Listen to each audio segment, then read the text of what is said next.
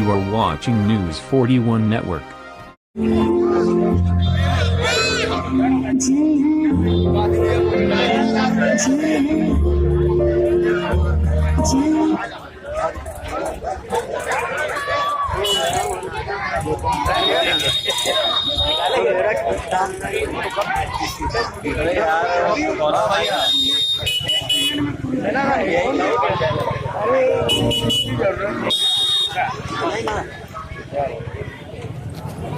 बम्बई में जो दहशतगर्दाना हमला हुआ था उसके अंदर जो बेकसूर और निहत्थे लोगों की जानें गई,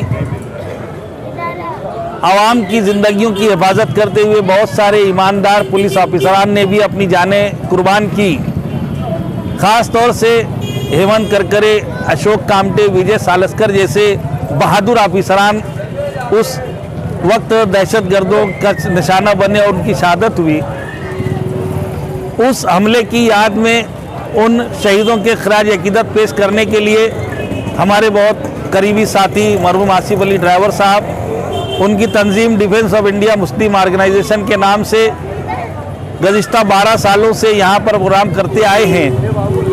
आज आसिफ अली ड्राइवर साहब हमारे दरमियान नहीं हैं, मगर उनकी रिवायत को ज़िंदा रखने का आज़्म और इरादा Shafiq Ahmed Sunny auto consultant, Rizwan Ahmed electric वाले और नौजवाना ने भिक्कू चौक ने किया। और उन्होंने कोरोना होने के बावजूद अलामती तौर पर आज इस प्रोग्राम को करके ये इरादा जाहिर किया है कि आने वाले दिनों में वो इस रिवायत को बरकरार रखेंगे। ये भिक्कू चौक है, यहाँ पर 2008 में रमज़ानुल मुबारक में बम ब्लास्ट हुआ था। कई लोग शहीद हुए, कई जख्मी हुए।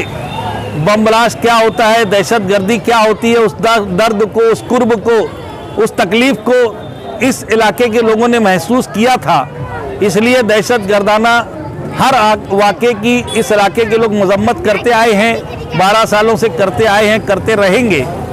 इस बम ब्लास्ट में जो भिक्कू चौक में हुआ था उसकी इंक्वायरी शहीद हेमंत करकरे ने की थी और हेमंत करकरे ने ईमानदाराना तौर पर इंक्वायरी करके पूरे मुल्क में जगह जगह बम ब्लास्ट होते थे, मगर हमेशा बेकसूर लोगों को उसमें फंसा दिया जाता था, असल मुजरिम पकड़े नहीं जाते थे, इसलिए बम धमाकों का सिलसिला रुकता नहीं था।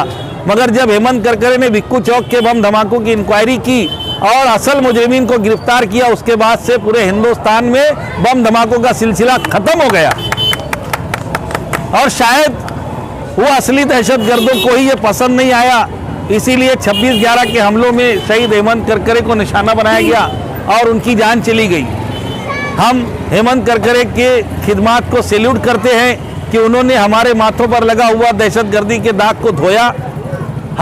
उन्होंने हमारे मुल्क की आवाम की हिफाजत के लिए उन्होंने अपने सीने पर गोली खाई और दहशतगर्दी का मर्दाना वार मुकाबला किया।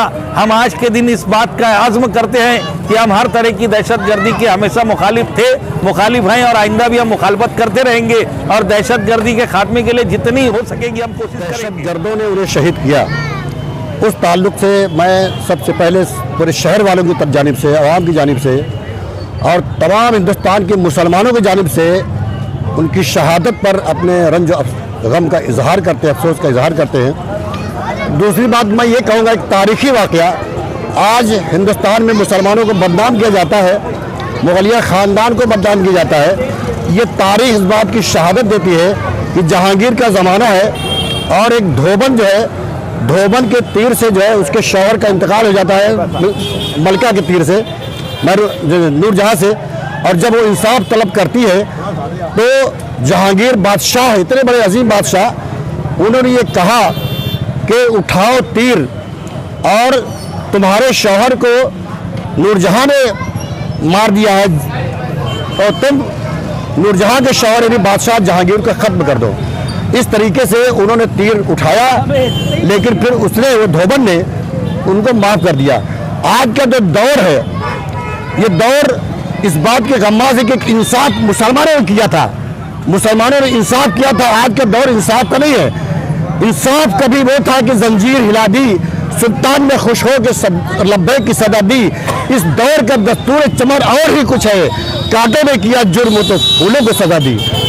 आज इंसाफ के लिए लोग दर दर मजलूमीन जो है दर दर भटक रहे हैं, जेलों में सड़ रहे हैं और इंसाफ के लिए अपनी जानें निछावर कर रहे हैं। लेकिन आज का ज़माना जो है, आज के हुक्मरान जो है इंसाफ नहीं देते और जो मजलूमों को जो है सहारा नहीं देते, जालिमों को सहारा देते हैं।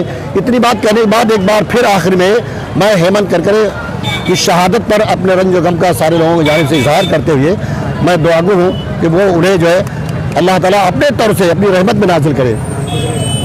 और हमारे अपने साथी आसिफ अली ड्राइवर, जाकिर अली, खालिद सिद्दीकी, अब्दुल रऊफ साहब, हिलाल अनवर वगैरह, हम लोग साथ साथ में चलते थे और कुछ ऐसा करते थे जो शहर में नहीं होता था।